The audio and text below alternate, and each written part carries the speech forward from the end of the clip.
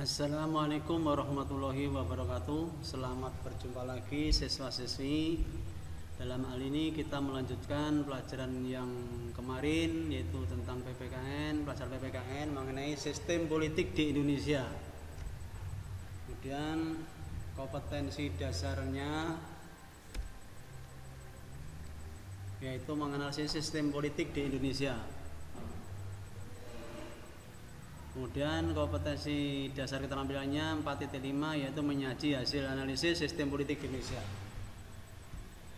Indikatornya yaitu memahami suprastruktur politik dan memahami infrastruktur politik.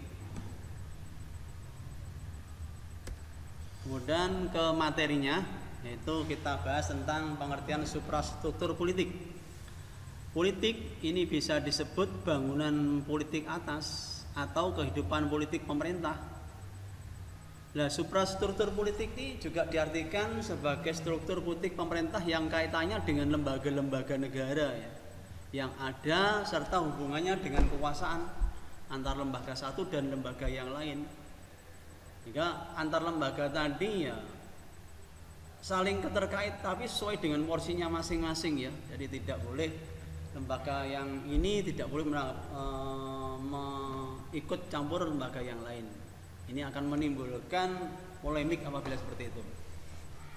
Kemudian yang selanjutnya yaitu suprastruktur politik. Ini juga menjalankan fungsi-fungsi output. Fungsi-fungsinya seperti fungsi output yang berupa pengambilan dan pelaksanaan keputusan. Sehingga kalau kita kata fungsi output ini ya meliputi ya pengambilan yang dijalankan oleh lembaga legislatif maupun atau lembaga eksekutif ya. Jadi lembaga DPR juga presiden ya. Sehingga kedua lembaga ini harus saling kerjasama ya dalam rangka untuk menentukan arah daripada negara ini ya.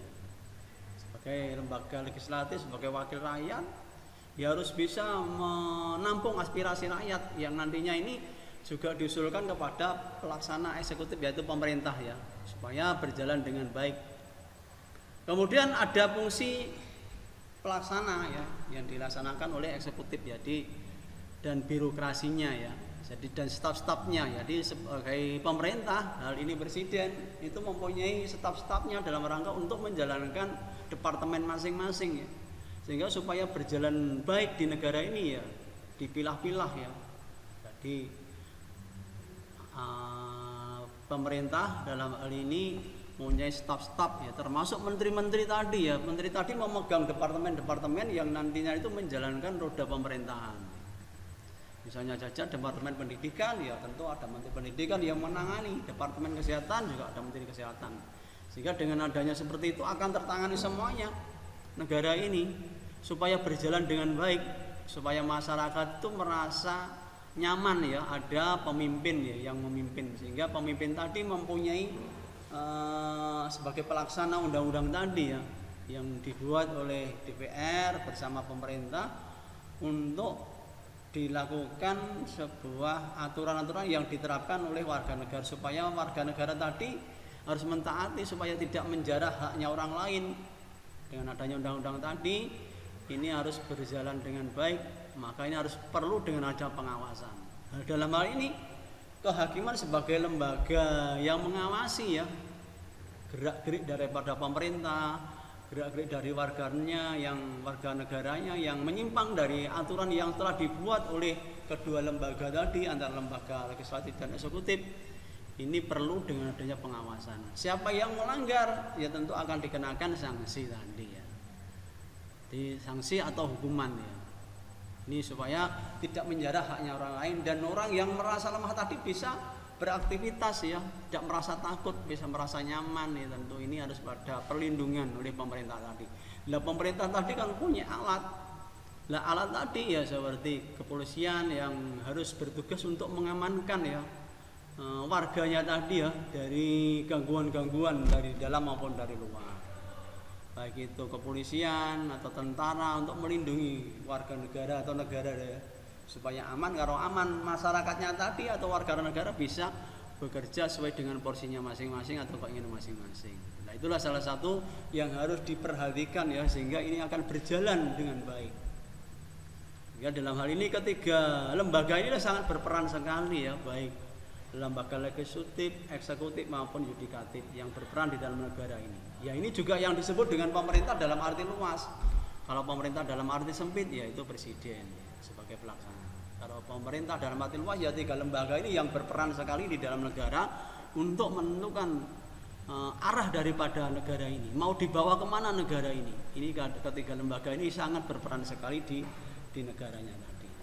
Kalau ini berperan sesuai dengan porsinya masing-masing, insya Allah negara ini akan cepat maju. Nah, ini termasuk salah satu suprastruktur politik yang menjalankan fungsinya tadi, output tadi. Kemudian suprastruktur politik ini semua lembaga negara yang tersebut di atas tadi ya, yang sudah saya katakan tadi ya, termasuk legislatif, eksekutif dan yudikatif tadi yang sangat berperan dalam negara tadi ya, dalam rangka untuk menentukan arah mau kemana negara di bawah. Ketiga lembaga ini sebagai pelaksana maupun pengawas ya, ini harus betul-betul melaksanakan sesuai dengan posisi masing-masing ya. Kemudian lembaga-lembaga negara yang memegang peran sebagai suprastruktur politik, kalau kita lihat dalam Undang-Undang Dasar yang diamandemen ya, Undang-Undang Dasar 1945 yang diamandemen, ini seperti Majelis Permusawaratan Rakyat, kemudian Dewan Perwakilan Rakyat, Presiden, Dewan Perwakilan Rakyat, Badan Pemeriksa Keuangan, Mahkamah Agung, kemudian Mahkamah Konstitusi dan Komisi Yudisial. Jadi ini lembaga-lembaga negara kalau yang memegang peran di dalam suprastruktur politik di dalam negara kita. Nah, ini juga sangat berperan sekali. Kemudian kalau tadi kita membahas tentang supra ya, struktur politik, kita membahas tentang infrastruktur politik. Apa sih infrastruktur politik? Nah, di sini juga dijelaskan ya, infrastruktur politik ini adalah suasana kehidupan politik yang ada ya, yang ada di masyarakat maksudnya, yang memberikan pengaruh terhadap pelaksanaan tugas-tugas lembaga negara dalam pemerintah. Jadi suasana kehidupan politik yang di dalam masyarakat yang memberikan pengaruh terhadap pelaksanaan tugas-tugas lembaga ini.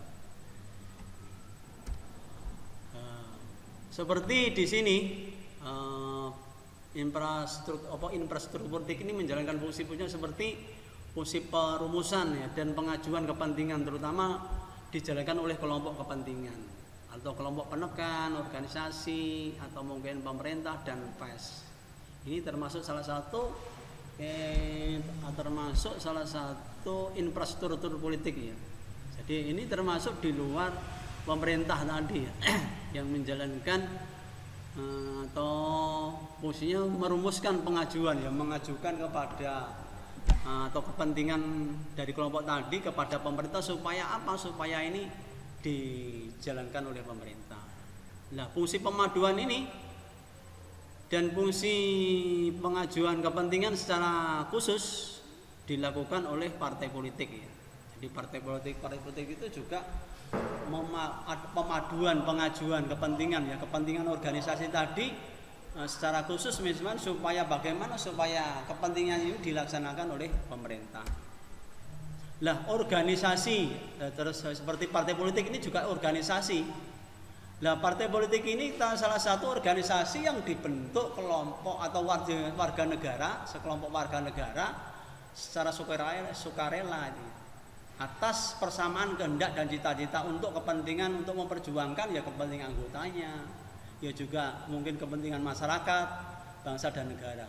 Sehingga kelompok atau organisasi tadi di dalam kelompok tadi, di dalam warga negara tadi secara sukarela itu mungkin mau membentuk kelompok tadi karena ada persamaan persepsi ya, atau persamaan cita-cita. Misalnya saja kalau partai tentang yang berbasis Islam ya tentu karena mempunyai aspirasi dan tentang Islam tadi ya. Supaya apa? Supaya keinginan dari tadi bisa terpenuhi, jadi lewat organisasi tadi ya. Dengan adanya kelompok tadi bisa terlaksana dengan baik, sehingga hal ini sangat mempengaruhi kepada pemerintah ya supaya dilaksanakan.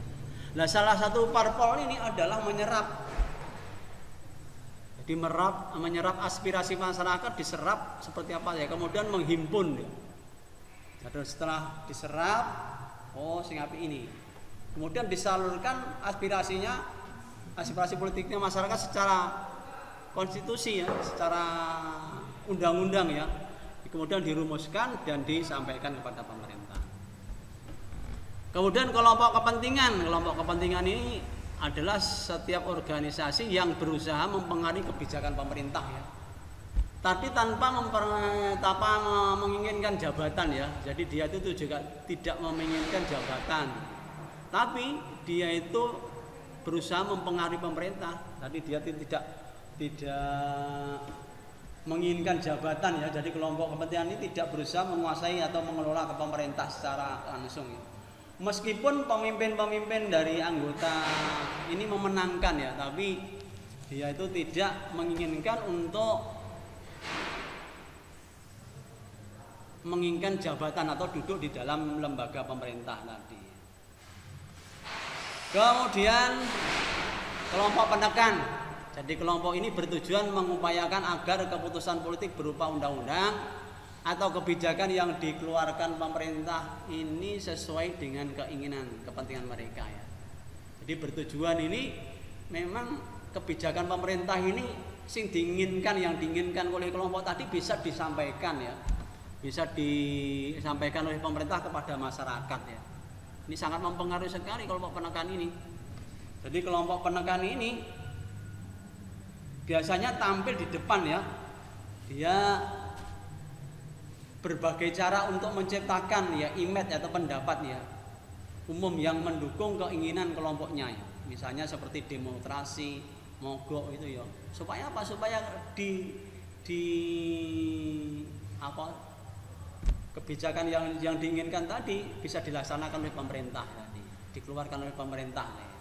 Jadi dengan cara mogok ya biar ditanggapi oleh pemerintah. Ini seperti itu ya. Kemudian media ini kalau kita lihat ya, jadi media ya alat komunikasi politik. Ini proses penyampaian informasi pendapat ya secara tidak langsung ya. Jadi baik berhadapan pemerintah maupun secara publik, memang media komunikasi ini menyampaikan ya melalui misalnya saja lewat elektronik ya, TV, radio gitu ya. Atau mungkin lewat media-media yang lain ya, cetak seperti koran, majalah. Ini juga salah satu alat yang digunakan oleh partai politik dalam rangka untuk menyampaikan ya aspirasinya tadi melalui media tadi. Nah, media ini ya sangat berperan sekali ya, sehingga masyarakat mengetahui ya perkembangan negara ini ya juga dari media-media ini ya. Ya, yang disampaikan oleh media ini, apa yang disampaikan oleh parpol ini dia seperti itu. Kemudian tokoh politik. Nah, tokoh politik ini juga kalau kita lihat suasana politik Indonesia itu juga menyangkut kehidupan ya, infrastruktur politik ya. Jadi dia memang ternyata tidak dapat dipisahkan ya. Ternyata memang tidak dapat dipisahkan dari peran tokoh-tokoh ya. Jadi sistem politik di Indonesia memang tidak bisa terlepas dari tokoh-tokoh politik ya. Tentu ini mewarnai dalam kehidupan ya golongan-golongan yang bersangkutan ya. Karena tokoh-tokoh dengan adanya tokoh-tokoh politik tadi ini juga akan mempercepat daripada perkembangan negara ini. Dia bisa menyumbangkan pikirannya kepada bangsa dan negara. Ini sangat penting sekali. Misalkan dalam rangka menjalankan politiknya dengan baik tadi. Kemudian peran serta sistem politik di Indonesia ya. Kalau kita lihat bahwa manusia ini sebagai naluri tentu menginginkan untuk hidup bersama ya. Karena manusia diciptakan oleh Tuhan sebagai makhluk sosial dengan sesamanya ya, yang harus berhubungan dengan lain dalam rangka untuk memenuhi kebutuhan tadi. Orang akan membentuk sebuah kelompok-kelompok di dalam masyarakat sehingga didasari atas kepentingan kelompok tadi. Ya kalau kita lihat ini kelompok-kelompok kepentingan ini atau kelompok-kelompok yang ada di dalam masyarakat ini yang menginginkan bisa tercapainya dengan baik. Kemudian peran serta ya, partisipasi politik ini juga bisa diartikan untuk menentukan sikap ya, keterlibatannya dalam negara ya, sehingga kondisi organisasinya ya, pada akhirnya memang mendorong ya masyarakat untuk berperan ya, untuk mencapai tujuan ya. Jadi masyarakat mau membentuk kelompok ini tentu melalui organisasi. Nah, organisasi tadi bisa diusulkan kepada pemerintah nanti ya, untuk ambil bagian dalam negara ya. Bagian dalam setiap ini memang harus bertanggung jawab ya. Jadi individu tadi untuk kelompok ya, ini harus bertujuan setiap bertanggung jawab harus mempunyai tanggung jawabnya bersama. Nah, itulah salah satu yang terjadi ya, siswa-siswi. Karena waktunya habis, kita batasi saja. Saya akhiri saja. Wassalamualaikum warahmatullahi wabarakatuh.